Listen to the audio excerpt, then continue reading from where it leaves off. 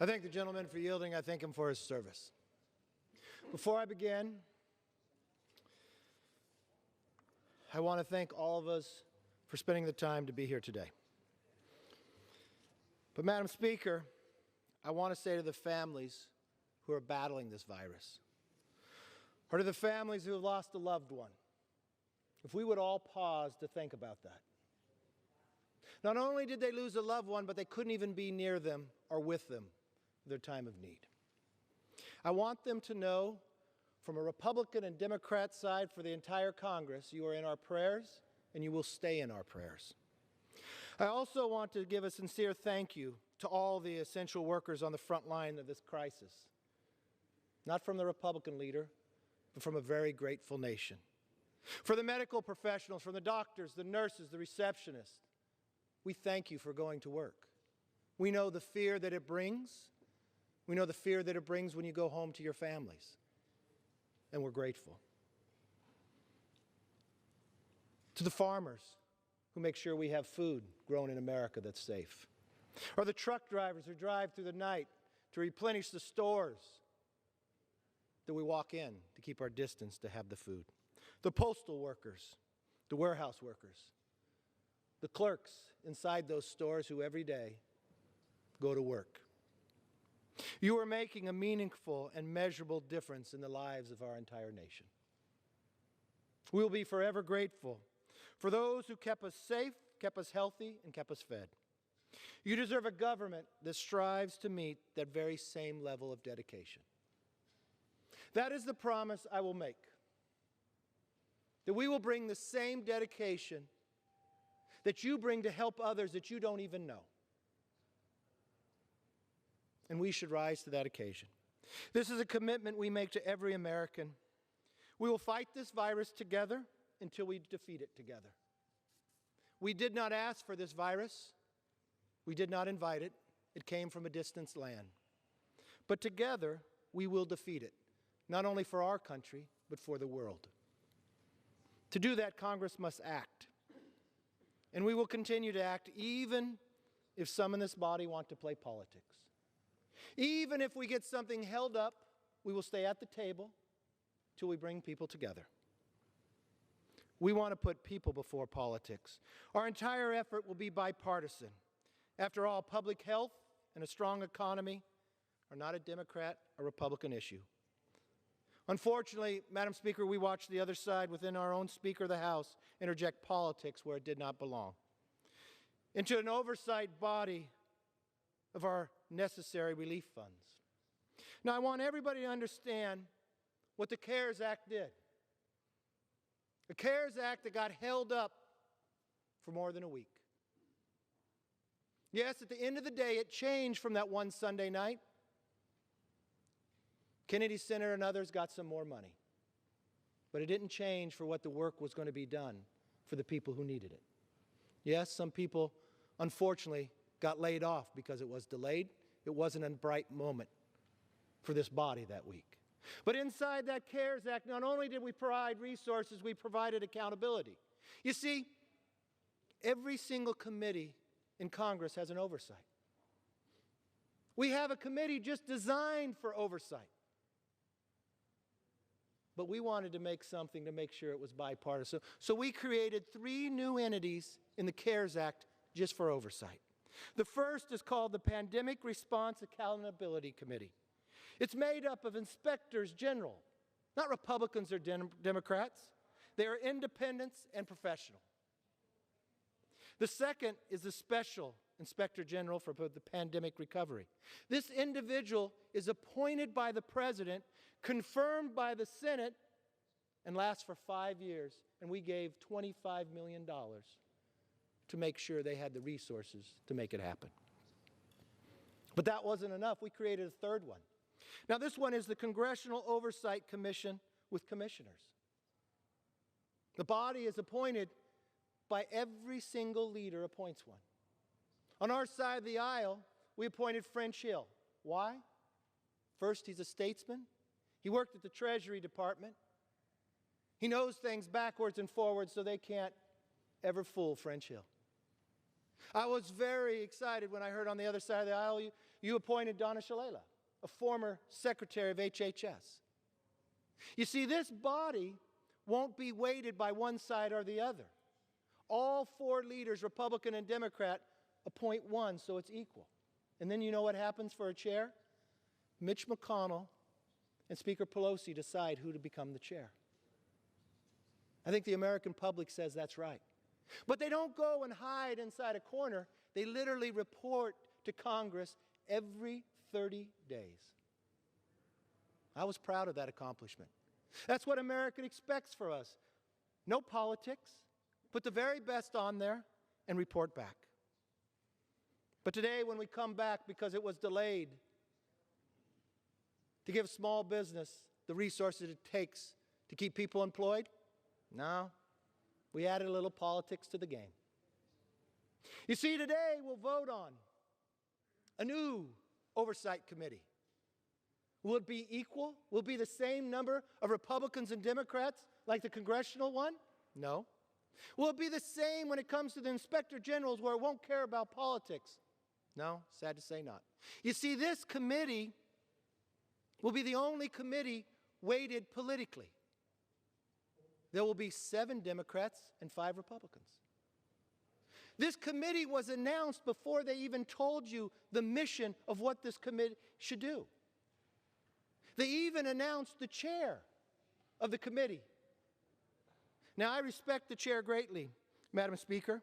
He has one of the best political minds I know. Joe Biden will tell you that.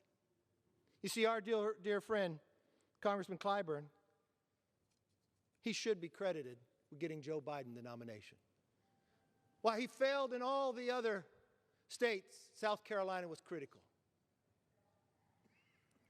He did politics very well in the endorsement. He turned the tide of the Democrat nomination. And you will have a nominee, and a lot of that will go to Jim Clyburn. And he deserves the credit politically for what he was able to accomplish. We do not question his political abilities. He's the majority whip. He knows how to gather votes. He knows how to make the political argument. But, Madam Speaker, this is the same individual who said that the pandemic presented the perfect opportunity to restructure things to fit our own vision. I do not question his appointment. I wonder why this committee. If that was his view, why wasn't he put on the congressional oversight that was equal with the number of Republicans and number of Democrats?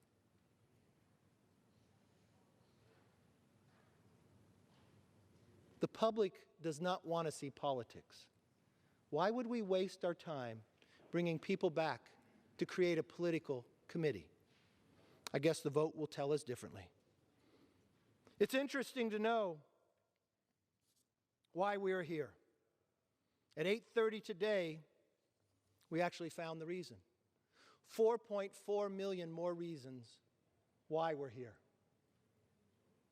How many of those 4.4 million would not have gotten a pink slip last week? Had we listened more than 2 weeks ago on April 7th when we said the program we created that was so successful, that was able to do the number of loans in 14 days that it took the SBA to do in 14 years, that there was such a need out there that maybe we would overcome politics for that one moment. Could it be too much to read that it was one simple page? I thought there was a moment in time it would happen. I thought we could say yes on a unanimous consent. This is a program we all had just voted for in Shirley just 2 weeks before. Yes, that was tough to get that bill through. Yes, we had to have it held up on the other side. That was wrong, that other millions were laid off. But this was the moment to learn from that mistake on the other side before. We did not learn. It was played again. To those 4.4 million Americans that were laid off this week, Congress owes you an apology. You did not have to have that happen. To the small business owner, I understand this greatly. At age 20, I created my first business. I know where you make these decisions. You make these decisions on the kitchen table. If you ever had a small business, you realize you're the first to work, you're the last to leave, and you're the last to be paid. You know those who work with you are not just employees, they are your family. You know their children's name, you're there at their weddings, you're there when they graduate, and you're proud of them. You never want to have to say you're going to lay them off. You put everything into your business to succeed, and government told them they had to shut down for the health of the nation. They made a sacrifice, but they got sacrificed for politics last week. Shame on this body. I've listened to this debate thoroughly. I've listened to the other side. When you look at what we accomplished in those 14 days alone, we saved 30 million jobs. We all could have put a tweet out today, not having to be in here, and say we saved 34 million jobs. But no, 4 million more lost because somehow people felt good with politics. I listened to the debate on the other side. Some actually said they don't want to be here today. We shouldn't have folded and actually came together. We should have used leverage even further. Use that political leverage to hold people up. I've even seen some people on the other side of the aisle say they love to see it when the price of oil dropped when no one has seen it before. And the idea that millions in our energy industry are going to get laid off too. Doesn't matter about politics. There'll be Republican, Democrat, both that get laid off. Then I listen as we come back here, Madam Speaker, and I tried to listen to the other side. I tried to understand. Why would you hold it up? What's different? I listened to the debates. I listened to the leadership talk. It was amazing to me. In listening to it, the only thing I could think, what Shakespeare would say, the Lady Death protests too much, methink. If you have to explain as hard as you can and spin with as much political might as you can why you laid 4.4 million people off because you felt better to tell Mitch McConnell in a program that put out and saved 30 million jobs that you were going to hold it up to prove a point?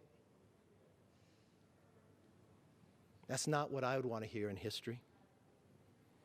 Madam Speaker, as I said earlier, it is our responsibility to act, to put our differences aside and do what's right for the American public. Now more than ever, the American people deserve a Congress that acts with leadership, dedication, and resilience. Anything we do in this chamber that deals with COVID should be bipartisan, from legislation to deliberation to voting. Yeah, I stayed up to 2 a.m. to see what the majority wanted to put forward. We all work hard to get here. We all almost have about the same size districts because every 10 years we take a census to figure that out. And our constituents make a decision every 2 years to lend their voice to the person they want to represent them. They did not lend their voice to give that proxy to somebody else they cannot hold accountable. They did not lend that voice to wait to a 2 a.m. to change more than 200 years of history because somebody wanted to have more power in the job of a majority themselves. We're living in one of the greatest turning points in history. This is not a time for indifference, selfishness, or division. We're going to help America get through this. We're going to do this together. And in the end, we are going to be stronger, healthier, and more united than ever before. Why? Because we are Americans, and that's who we are. This body will raise debates. This body plays politics many times. But now is not the moment for politics. Now is not the moment to say, let's hold something up even if somebody is going to be punished, because somehow I will get a political advantage.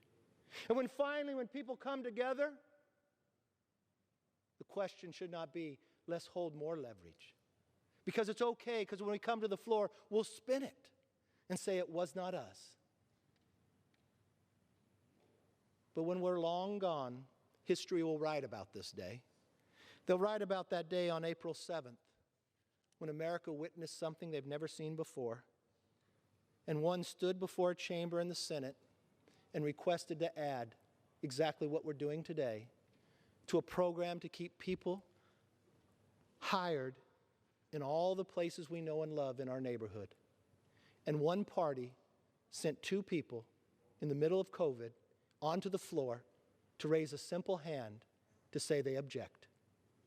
That was the only thing holding the money up between the American public and those 4.4 million who unfortunately went to a different job today, the unemployment line. I don't know how anybody could be proud of that. But Madam Speaker, I'm always an optimist. I know what's been before us. I know the challenge. Today we're going to display to the American public that we can work. Just as those truck drivers, those medical professionals, the checker at my local Vons, or the paramedic who comes when the call is requested. They are essential. I think it's essential to this country to show we can do our job, not in a partisan way. So when the moment comes, you'll have two votes. You've already voted, all of us here into chambers, to add 3 more committees that are bipartisan for the accountability of this money going forward. The country is asking you to keep that together. So you'll have a choice. Now you could cast a new vote to put in something partisan that we've never seen before, with an individual who is one of the best political minds around, who believes that this virus is more about restructuring government in their view than solving a problem. Then you're going to have another vote. A vote to continue the funding that we already asked more than 2 weeks ago. Can we this time, after twice holding up money for American public, I just ask all in this chambers to learn from this. Let's not hold up again our ability to help and work in a bipartisan manner to not only open this chamber, work for the American public, and solve this problem once and for all. I yield back.